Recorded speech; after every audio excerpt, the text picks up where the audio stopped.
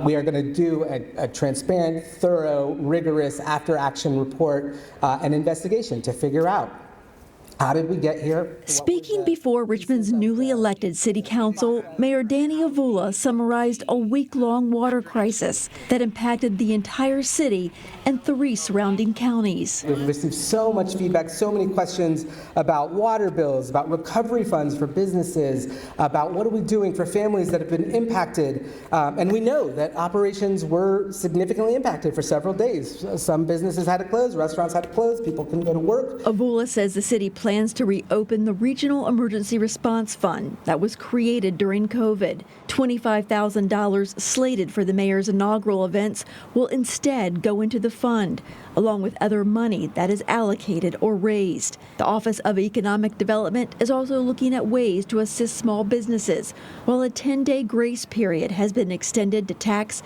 and ratepayers for January bills. The city itself continues to invest hundreds of thousands of dollars in eviction diversion that is administered by one of our nonprofit partners, and so qualifying families will continue to work with Southside Community Development Center, and we'll work to build up some capacity there. The topic of evictions was a big concern Monday, as were questions surrounding accountability, including a 2022 EPA report that cited the city with faulty infrastructure and sloppy emergency preparedness at its water treatment plant. And this was in 2022. These pictures, I'm wondering, has that water been safe for the past 2 years? The crisis started last Monday when a power outage and subsequent automatic transfer failure triggered a chain of events, including flooding that damaged equipment and shut down the plant's software system. Avula says a 3-phase response will address the crisis, including hiring a third party to investigate,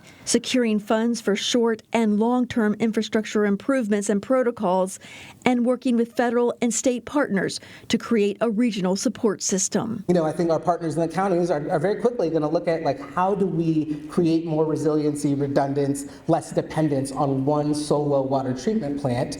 And so this really feels like an opportunity to look at the whole regional water system and figure out what long-term investments can we make that create multiple sources of water. Now, Mayor Avula says the first phase of this investigation will take about 6 months. The timeline for phase 2 to improve infrastructure will likely be over the next year and a half. It's unclear when a decision will be made on possible compensation for families and businesses that were most impacted by this outage.